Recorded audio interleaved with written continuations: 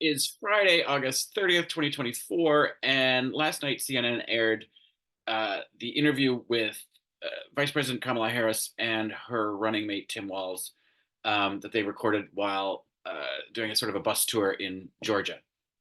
Um, and, it's the big first interview, sit down interview, blah, blah, blah. Trump and Vance have been criticizing her for not having a press conference, an official press conference, or a major interview, blah, blah, blah. And, it, you know, she's been putting out policy online, talking about policy on the, the, the trail, which is all covered by by all these outlets that are saying that are agreeing with Trump and saying she needs to sit down for an interview. The information is out there. She sat down with some content creators during the convention, not traditional media outlets, but she understands that's how you get to the youth vote. Um, I don't know really, after watching that interview, what kind of a point that was. I didn't really learn much. Um, it it wasn't very necessarily in depth. If you've watched the convention or if you've paid any attention at all, you get a sense of who these people are, what their policies stand for. I don't need specifics because they're not introducing any bills. That's not that, I do want to know how things are going to get paid for. I enjoy her economic plan that the for a wealth tax and a tax on capital gains, and I love the people that are screaming about it. It's like this is an unrealized capital gains tax on people making over 100 that have over $100 million. That's like less than 0.5% of the people. So any of you who are screaming about it probably are never going to have to worry about it. Anyway, so she did this interview, and it was okay. I don't think it was a fumble. Um, it, but there were a couple of things that I did take note of. One, um, that I thought was intentional. Um, they interviewed with Dana Bash, and when she first said her name, she said, "Well, Dana," and then said, "Oh, I'm sorry, Dana." And I think that was an intentional um, gaffe to say, "Oh, look, I realized I've mispronounced someone's name. I'm going to immediately apologize, correct it, and move on." I think that was a little bit of a trolling and a little bit of a lesson. Um, and that's the kind of thing that I really like about her is that um, she does those kinds of things. It's kind of like a like Taylor Swift Easter eggs. Is it intentional or is it not intentional? If it's intentional, it's pretty brilliant. If it's not intentional, it also makes such a great point. Anyway, so I thought that was I chuckled. Um, but there were a couple of questions where I'm not sure she did herself any favors. The question of Israel and not changing any tactic there. I think she needed to have some little harder language about protecting the Palestinian people. I don't think she did herself any favors by saying, just pounding her. She didn't really pound her fists on the table, but saying, "We need a deal. We need a deal. We need a deal." It's like, okay, we do, but in the meantime, we need to stop contributing to what Israel's doing to Palestine. You can talk all you want about October 7th and how awful that was, but it's now been worse on the other side. So that's that doesn't sit well. Um, I did appreciate though when she was questioned about fracking and she was talking about climate change and she's saying her values haven't changed. I thought that was a great line. My values haven't changed. The absolute about I'm not going to ban fracking. I don't like it when any politician does kind of an absolute like that on something that it may be a movable um, uh, end goal. When you're talking about something like women's reproductive rights, the absolute it makes sense because it's the right thing. Fracking, I get where she doesn't want to upset the Western Pennsylvania folk because she needs their vote, but I also think rather than just reiterating, I will never ban fracking, saying things like we can, you know, help curb the climate change process using other technologies. We don't have to ban fracking, but we don't without saying we don't have to support fracking. Um, being just open to options that we have in order to help solve the climate crisis.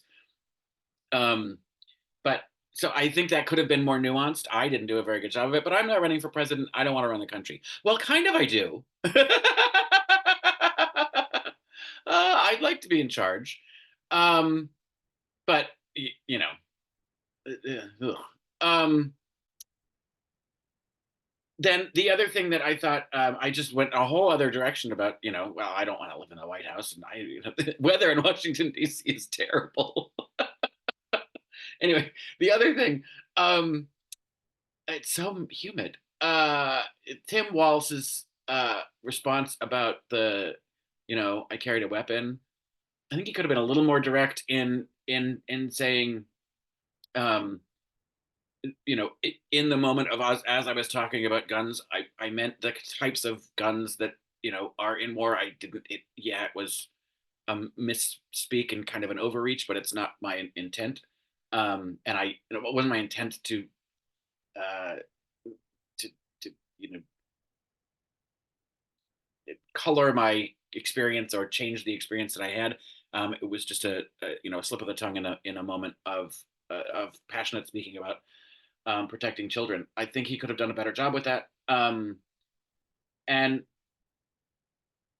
I was surprised at how restrained he was talking about his son, and that moment when Gus, his son, got up and he was like, "That's my dad," and was crying, and then of course the Republicans all, "Ooh, that was weird," and picked on him. And then, and I will take exception to this as well, they backtracked only when they heard he had a learning disability, and it's like, no, no, that doesn't matter. It doesn't. You don't. If he didn't have that disability, it would have been okay to attack him for showing emotion and being proud of his father. Fuck you. Um, but anyway, so I don't think any of this hurts, and I'm nitpicking. But because I just don't think I don't think that kind of thing really moves the needle. And um, she's got a short window to get this message out. She's got to put out policy. She's got to travel around the country. She's still the vice president. So I think, and why would you want to sit down with news outlets when you saw how poorly they treated uh, Joe Biden, and have treated Joe Biden and treated Hillary? How awful they treat women politicians in general, but how specifically they've uh, they've treated the Democratic candidates and Democratic president. So, you know, to be a little wary of them, I think is appropriate. Um, and you know, what are they going to do? Are they going to not cover her anymore? They give her bad press because she won't talk to them, but if she talks to them, she still gets bad press. So why bother talking to them? Um, in the meantime, you've got Trump and Vance running around lying, being idiots, doing illegal crap. That whole stunt at Arlington Cemetery, when he's not supposed to do that at all, was told not supposed to do that. Apparently, they shoved some female guard out of the way, and she doesn't want to press charges, so the army is not doing anything. That's a wuss move. Press charges, man. Um, and the other families whose service members gravestones are in those photos are like, hey, we don't want that. So they're thinking about suing. So he's doing this bullshit, disrespecting our troops, um, disrespecting the rules of Arlington National Cemetery, which is sort of uh, the premier hallowed ground for service members. By the way, when they wrote hallowed ground in their little press release, they wrote hollowed ground, the Trump Vance team, and news outlets fixed it for them. That's bullshit. That's poor reporting. Um, and uh, he got re-indicted in the in DC. A new grand jury had four more counts from the January 6th case. It eliminates those things that SCOTUS said he was immune from, but then sort of reintroduces the case as here. All right, well, here's these things that he did do that he's not immune from, and a grand jury said yes. So of course she's going to fight that, but why isn't that discussed? Like he's indicted again. Um, but that they don't focus on that. It's just, oh, she's not talking to us. The media fucking sucks, you guys. It just fucking sucks. Don't read it. Don't pay attention to it. Don't get swayed by it. Um, it's just ridiculous. I did see a headline from, and I can't remember what news outlet it was, that did actually mention his indictments. And again, why that's a problem for Harris, just like they did to Biden. Why all of Trump's indictments were a problem for Biden. Like, if that's the coverage you're getting, I think she's right to just eschew all the traditional media. Fuck you guys. Um, and and just keep going.